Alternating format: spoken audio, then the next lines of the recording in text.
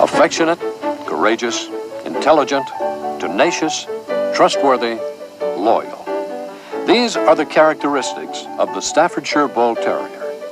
This active, agile breed is the product of careful and selective breeding, using the most desirable characteristics of both the bulldog and a variety of terrier types.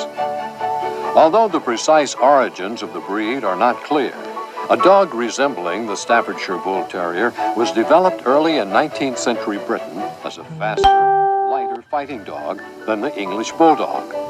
This heartier, more vigorous variety quickly became popular outside its historic fighting environment. Known for its friendly temperament and loyalty to family and master, qualities inherent in its bulldog ancestry, the early Staffordshire Bull Terrier flourished throughout England. Its smaller size made it an ideal urban companion, and its speed and tenacity proved it an outstanding ratter and vermin dog. It was inevitable that this popular all-round dog should appeal to the more serious purebred dog enthusiast, and early in this century, breeders began to perfect the form of the modern Staffordshire Bull Terrier. From its inception, and to this day, the Staffordshire Bull Terrier has justly earned the nickname the children's nursemaid. As you judge the Staffordshire Bull Terrier, you will find some variance in type, as this breed shares a common ancestry with other bull breeds. Some specimens of the breed will exhibit more bulldog ancestry, while others will display more terrier characteristics. What is acceptable within this range will become clear during this videotape. Nevertheless, there is a correct Staffordshire Bull Terrier type, which is a balance between these two extremes. You'll be seeing many Staffordshire Bull Terriers during this presentation. Some are better examples of the breed, others are less so, but all will help your understanding of the breed. Now let's begin. In general appearance, the Staffordshire Bull Terrier is a smooth-coated dog, displaying great strength for its size. Although muscular, the Stafford should be active and agile. Remember that the dog's original use as a fighter required great athletic prowess, and while fighting plays no part in today's world, this athletic heritage must still be present. Equally important is the Stafford's confident, steady, and friendly temperament. Shyness, nervousness, or aggressiveness toward people is not to be tolerated. In size, dogs and bitches should stand between 14 and 16 inches at the withers. Weight for dogs should be from 28 to 38 pounds. For bitches, 24 to 34 pounds. Dogs or bitches not within these ranges should be faulted. Remember, though, that a Staffordshire Bull Terrier, which is more bully in construction, like the one on the left, will be heavier in weight and more substantial. Let's begin our detailed examination of the Staffordshire Bull Terrier with the head. The head is the hallmark of the breed and is an important part of your evaluation. The head must always be in proportion to the dog's overall balance, regardless of the individual dog or bitch's prevalence of bully or terrier characteristics. The skull is short, broad, and deep throughout.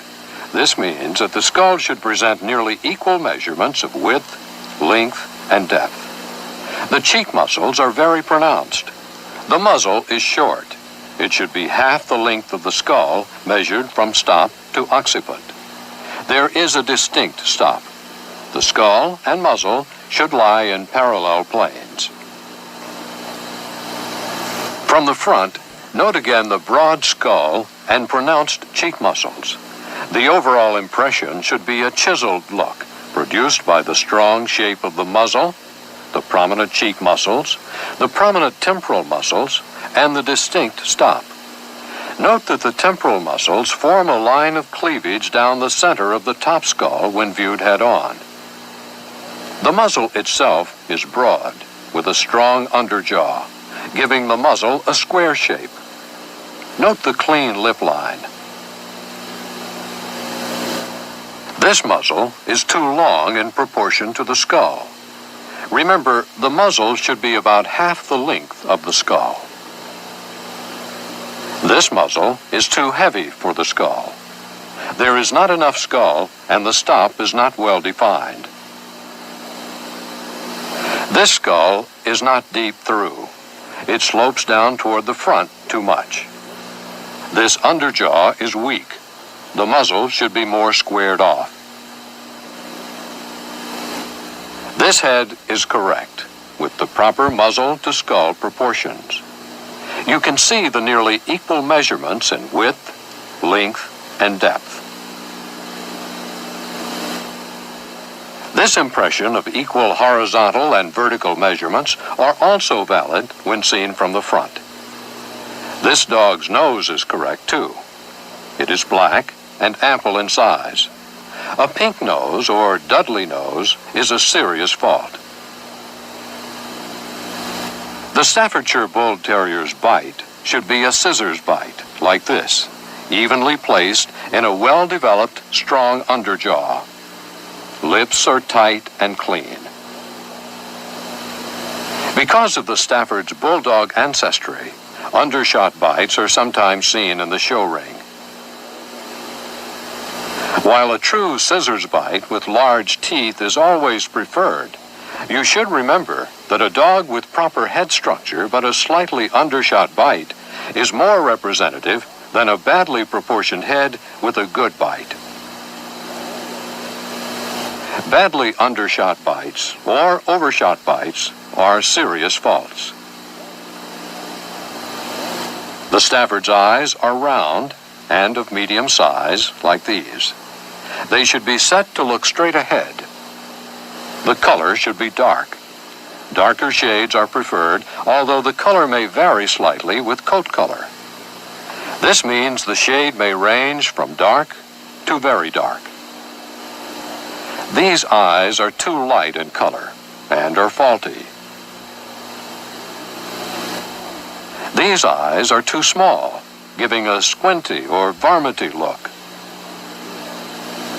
This dog's pink eye rims are acceptable, since the coat is white around the eyes.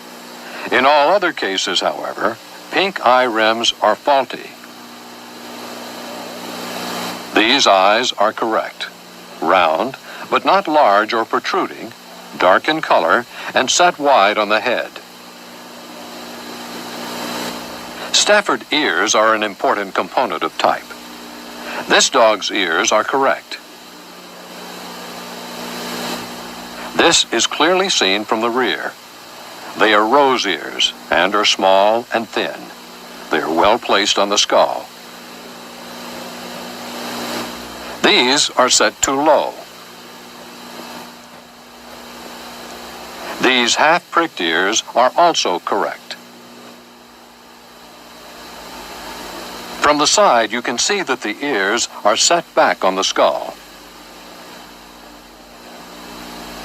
These drop ears are a serious fault. As are these fully pricked ears. Remember, the ears should be half-pricked or rose. What about these ears?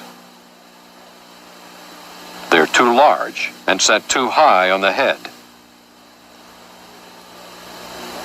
Here, the cartilage of the ear is too stiff, causing so-called flyaway ears. This is not desirable. These rose ears are correct, small, thin, and set well. The correct Staffordshire Bull Terrier's expression is a combination of attitude, eye shape and placement, and the make and shape of the head. That is the essence of the breed.